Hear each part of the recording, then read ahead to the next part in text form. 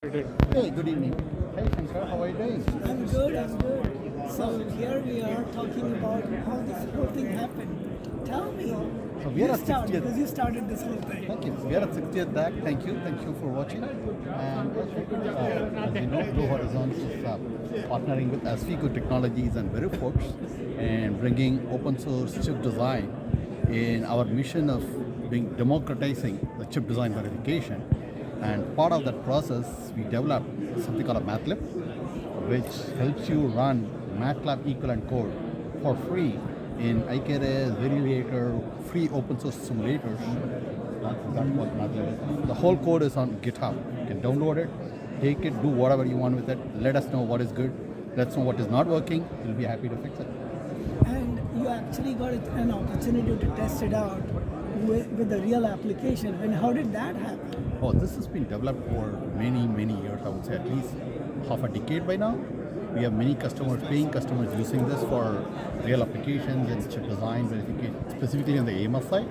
And of late, Anil started working on King's College London, wherein he came up with this heart rate variability problem, wherein he was able to model certain things in MATLAB, which looked like 10 lines of code. And he said, look, it's so cool. I said, you know what? We are system design guys. And I was throwing it at this guy. He's saying, generative AI can do this for you. We threw it at ChatGPT. Say, hey, go ahead, MATLAB. ChatGPT, convert this MATLAB to system Varila. You know what happened? It actually worked. It did a whole lousy job. Please go ahead and try it out yourself. You'll be happy to open up the chat session if you want that chat. Guys, it does a lousy job. And then Yeah, then you start realizing what is so difficult. And then when you get into the details, as they always say, the devil lies in the details. So we went in and then we said, let's implement it using System Varila. And part of the problem is the MATLAB, not the problem, great features about MATLAB. It's amazing that you can work with scalar, vector, matrix, multidimensional array, just like this. And we, the System Verilog and UVM community, has never thought about that part. I know you have been with UVM forever. Tell us more. You believe generative AI will work? I believe so, but it has to be guided. We need good guardrails. And therein comes the need, because system level abstraction is absolutely necessary.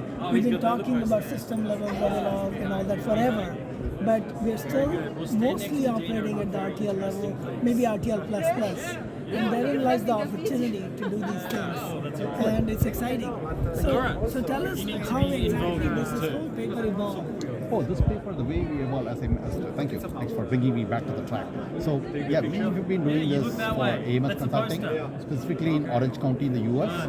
We have many customers using it for many years, and all they wanted was a way to simulate a VCO, an LDO, or A to D converter in a very simple Verilog or System Verilog UVM test benches without having to go through the MATLAB, because the bolting around the MATLAB is painful and it's expensive, right? The two problems there. So that's when we kind of started working on it. But back then, there was no this big chat GPTs and all that. So we weren't packaging it in a way that would work for a lot of people. And we also didn't want to make it expensive or sell to people. So that's when you came in and said, why don't we work on it and make it open source? And tell us more about open source. Why do you believe open source will work? Because I think at the end of the day, what the world needs is platforms. There's a real need for democratizing hardware. And with all these bespoke silicon from Microsoft to Walmart and everybody making silicon, I think there's a bigger level, a higher level of foundation needed, not just at system level or DVM, but much higher level paradigms needed to be able to create real silicon, verify it in a way that's more conducive to human thinking.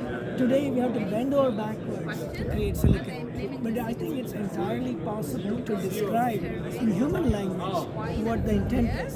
So from specification all the way to implementation, it is possible to do that, and that's why we need these platforms. That doesn't mean the jobs will go away. It will actually increase the number of jobs because the utilization of hardware will grow. And along with that, with AI platforms, with IoT platforms, I think we're going to see a whole new world.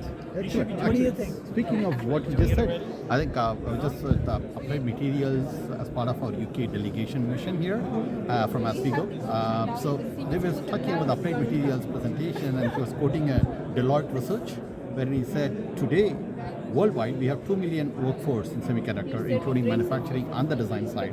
This called foundation technology and the design solutions.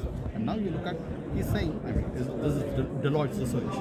We need additional million workforce, qualified workforce by 2030. Now, so we are not taking away the jobs. It's going to increase at least by 1/3. Now, how are you going to do it? My gut feeling is without open source, there's no way on earth you're going to train another million people in another 5-6 years. The only way to do it is democratize it.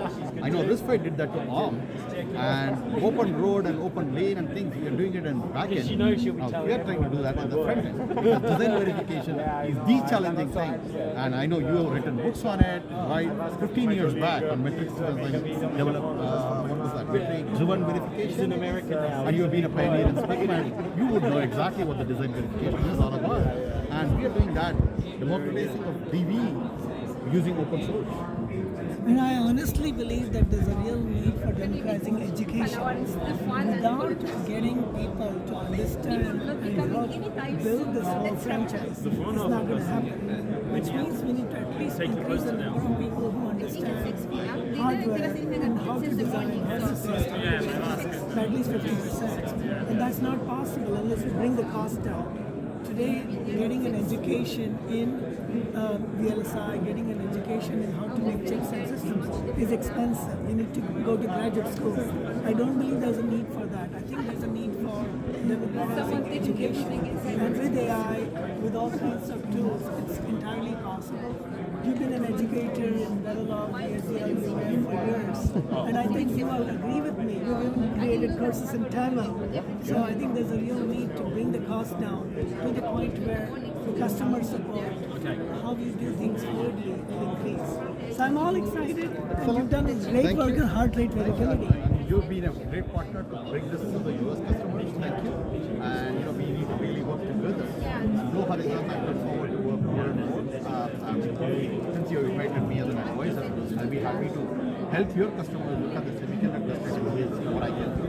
And likewise, you are being my advisor at ASPICO. Great. Thank you very much. Thanks a lot, Srini, and thank you all. Hope to see you all soon face to face.